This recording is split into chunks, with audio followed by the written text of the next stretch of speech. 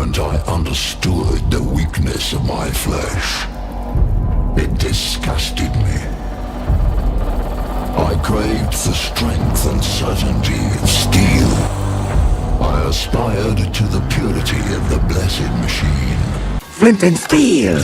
Our story of Steel does not begin in Gold and Silver, but rather 2 years before that. In 1997, an early demo of Gold and Silver was showcased at Spaceworld, a Japan-only industry trade show hosted annually by Nintendo. Think of them as the equivalent of E3 or Nintendo Directs for that era. Because this was, well, 1997 era Japan, few detailed records of this showcase were ever made known internationally, so the demo faded into an obscure footnote in Pokémon history, until a fully functional build was suddenly dropped on the internet in 2008. A real treasure trove of Pokémon game design. Ain't that convenient for this channel? Examining the demo's data reveals many things about the game's development process and gives us great insight into Game Freak's priorities and design philosophy for the first groundbreaking sequel title. And among the 4 Steel Pokémon found within this huge pile of game data are Steelix and Skarmory, appearing completely unchanged from their final release, making them the first Steel Pokémon ever created and finalized.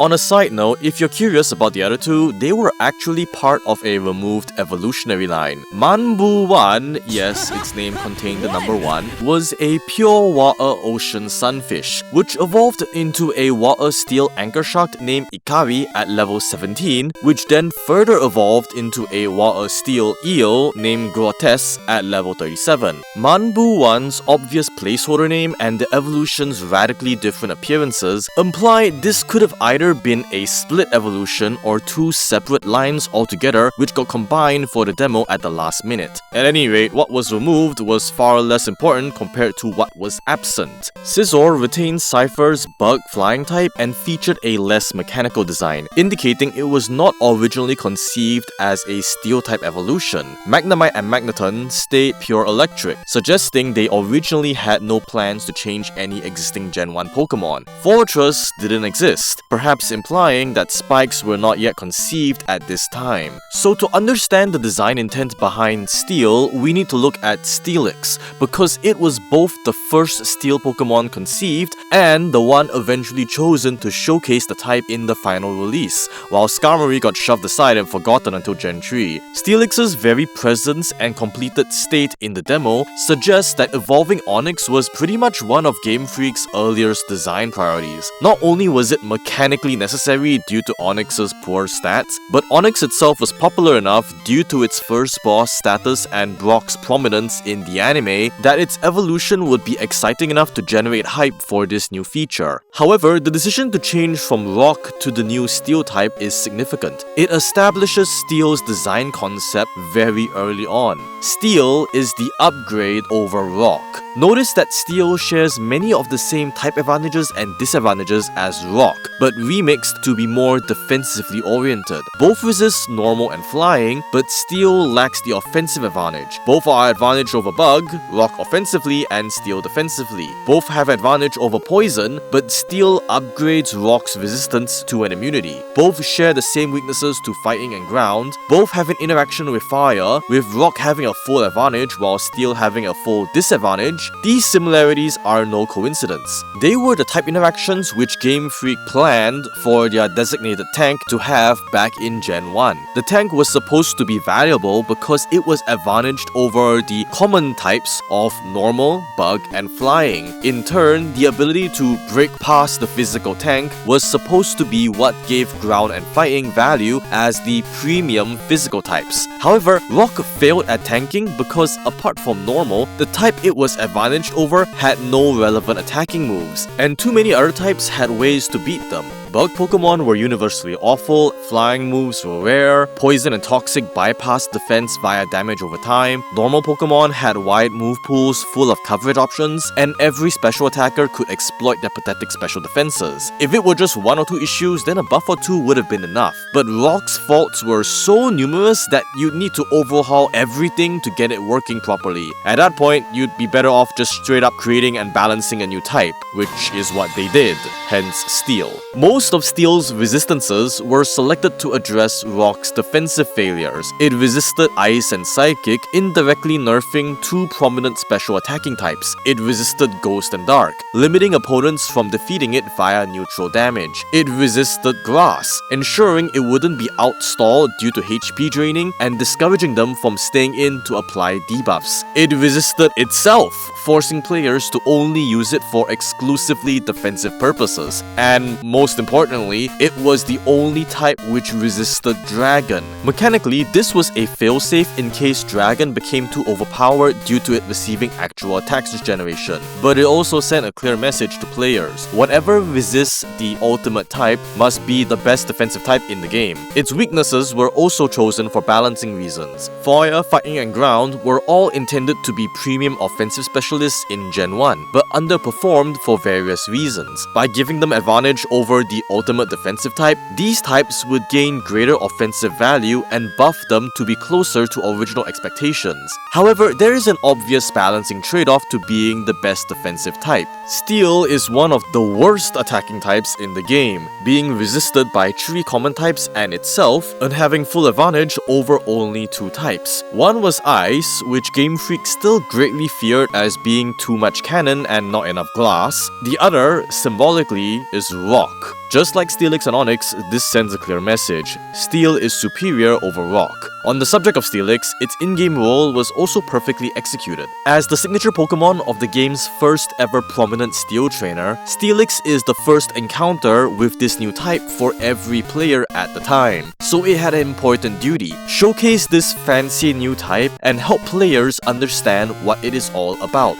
Just like Brock and Onyx before them, Jasmine and Steelix's boss battle was structured more like a tutorial or introduction to the Steel type's qualities rather than an actual challenge. Stat-wise, Steelix has Titanic defense, good HP and attack, below average special defense, and non-existent special attack and speed. Considering this is Johto, Steelix is quite disproportionately tanky for the point of the game where you fight it. With zero knowledge of the Steel type's weaknesses, many players will take quite a while to wear it down. Under normal circumstances, this would make Steelix into a legitimately challenging boss. However, Steelix's 4 moves make it so that these aren't normal circumstances. Iron Tail's 100 base power, backed by Steelix's good attack, means that an unresisted hit will deal significant damage for this point of the game. But remember that this is a Steel attack, and can be easily resisted by many things. Rock Throw acts as a hint telling players to try using types which are advantaged over Rock, such as Ground, Fighting, or Water, all of which also resist Steel. Rock Throw was chosen for this precisely because it's the weakest possible rock move. Steelix isn't meant to seriously threaten any player. To discourage stubborn players from refusing to learn and simply scratching Steelix to death, Jasmine copies a trick from Brock. Just like Onyx, Steelix uses Screech to punish players for staying in, and the huge stat drop makes its moves actually hurt and ensure it always wins endurance matches. More importantly, it encourages players to swap to different Pokémon, indirectly pushing them into discovering Steel's type weaknesses. Jasmine's battle is designed to have players spend multiple turns figuring out which types resist Steel, with an unresisted Iron Tail's large base power acting as a punishment for failure, providing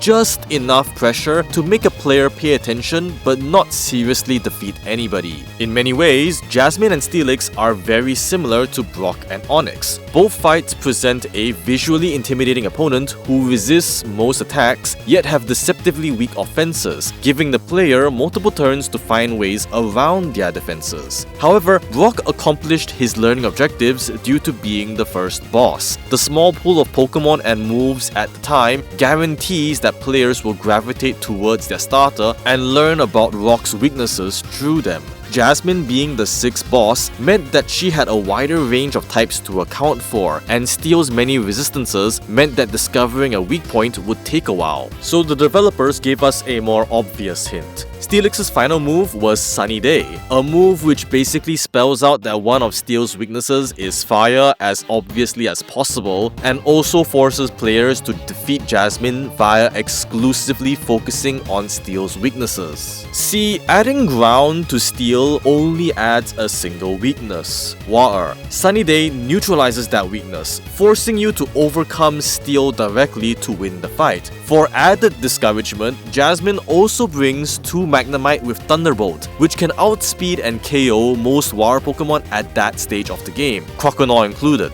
Thunderbolt being their only attacking move also encourages you to bring a ground type to counter them. Now, what else is ground also advantaged over? Why, Steel. In fact, it resists rock too. Isn't that an awfully convenient coincidence? As a matter of fact, adding electric to Steel brings no new defensive drawbacks and only enhances the existing ground weakness. So regardless of how you tackle this fight, you are going to learn something about Steel's weaknesses in the process. Jasmine and Steelix are just a fantastically designed tutorial boss. Best of all is that the player doesn't even realize it, just like with Brock and Onyx. Unfortunately, this is where Steel's impact on Gen 2 begins and ends. Unlike rock Pokemon, Steel Pokemon succeed as tanks because they can survive opponents with great consistency and either deal acceptable damage back or provide support capability through spikes. However, unlike rock Pokemon, Steel Pokemon in Johto are stupidly rare, both as Pokemon to use and as in-game opponents. In fact, the only notable Steel opponent you face after Jasmine is Koga's Fortress. Steelix and Scizor are trait evolutions requiring a post-game item. Skarmory is a silver version exclusive found as a rare encounter on an optional route in the late game. Fortress is hidden behind the optional Headbutt Trees feature and requires raising Pineco to level 31, which is quite an ordeal for Johto's levels. Magnemite is the only common encounter, being a standard route Pokemon frequently used by enemy trainers. But since it was a relatively less popular Gen 1 Pokemon, it isn't desirable to capture and many players might not even realize it gained a new type, especially considering it learns no steel attacks. Despite the new types being hyped up as one of Gold and Silver's big and exciting new game features, Game Freak seemingly went out of their way to keep them out of players' hands. Why? Well, for Steel at least, there's a few possible reasons. First, game balance uncertainty. Remember that the developers back then highly valued any type which was advantaged over normal, since that comprised the majority of Pokemon and moves in the game. So a type which not only resisted normal, but also nearly everything else, could risk destabilizing the entire game's balance. Second, desirability. A huge part of Pokemon's appeal is obtaining rare and powerful Pokemon. Since Steel was advertised as being powerful, they may have felt it deserved to be appropriately difficult to get. Third, Lance. Yeah, when your champion is a flying type user pretending to be a dragon specialist, it's kinda understandable that they prefer not to let players counter him too easily. At any rate, since competitive play didn't exist yet, the end result is that Steel had a very limited impact on the average player's Gen 2 experience and was mostly relegated to a cool introduction fight and some collection fodder. This completely changed in the next generation. Following the groundwork laid in Johto, Steel was given a major spotlight in Hoenn, to the point of being one of the most important types of the generation. Steel now formally took on the role of series tank, and became available across all points of the game. Aaron and Mawile were available at the second gym. Skarmory lost its version exclusive status and became a standard mid-game Pokemon. Magnemite is still around, and the type received a legendary, mythical, and pseudo-legend in one fell swoop. Most famously, however, it received the honor of being the official type specialty of the game's champion. Steelix might be the definitive Steel Pokemon, but Metagross is probably the most iconic one, and the final battle with Steven is a huge reason why. Just like Cynthia's Spiritomb, it's a Pokemon which a new player has never seen before, which will catch them off guard due to a lack of prior knowledge. And just like Cynthia's Garchomp, it can potentially crush a player's entire team all by itself and send them back to the league entrance. I'm sure there's quite a few of you out there who have experienced the childhood pain of seeing Steven use a full restore on Metagross to undo all your hard efforts. Since it has a high chance of being the final Pokémon Steven sends out, it makes for quite the lasting impression. A never-before-seen, overpowered monster, which unexpectedly appears to block you from absolute victory, shrugs off everything you throw at it, and slowly grinds you into dust. In fact, the developers already knew Metagross risked being too challenging and actively nerfed Steven's overall team to make the champion fight easier. Metagross's fourth move was Hyper Beam, which deals less overall damage compared to its other moves and mainly exists to give the player free turns. Skarmory and Cradily had weak attacks, poor offenses, and were generally non-threatening. Armaldo only had 60 base power attacks, meaning it dealt far less damage than its huge 135 attack suggests. Aggron was rendered dead weight due to having 3 special attacks. Only this MF which reflects had a good moveset, since it had Earthquake and could set up screens for Metagross. It is entirely possible for a player to flawlessly sweep Steven's team and still lose to Metagross at the very end. It's that much of a one-mon army. If Jasmine and Steelix were a mechanical introduction to Steel, then Steven and Metagross are a grand showcase of the type. And what a show it was! This is normally where I explain how the type evolved in future generations. However, Steel really didn't change. It went through all future generations doing the exact same thing, tanking. While future generations did introduce better steel attacks like Iron Hit and Bullet Punch, and offensive and fast Pokémon like Lucario and Excadrill, these Pokémon often forgo them in favor of alternative coverage and utility because Steel offered such poor coverage compared to their secondary typings. They instead appreciated Steel for its resistances, which helped them survive the occasional hit despite their low defenses. What did change for Steel was the rise of competitive play, which slowly developed across the generations, going from a casual fight your friends feature to a prominent part of the overall Pokémon franchise. This new environment was where Steel thrived. Even though Steel's defensive capabilities are powerful, it's still kept relatively balanced in a standard playthrough due to the game's structure rewarding a player more for fully countering an opponent's type rather than just resisting it. If Tate and Liza's Psychic Pokémon give you trouble, then use a Dark type. If you know about Ghetsis' Hydreigon, counter it with a Fighting type. If you fear Cynthia's Garchomp, then bring an Ice type, preferably one with Ice Shard. You, as a player, have the resources and knowledge to plan and prepare hard counters for every individual challenge. And even if you lose, you have infinite chances to try again.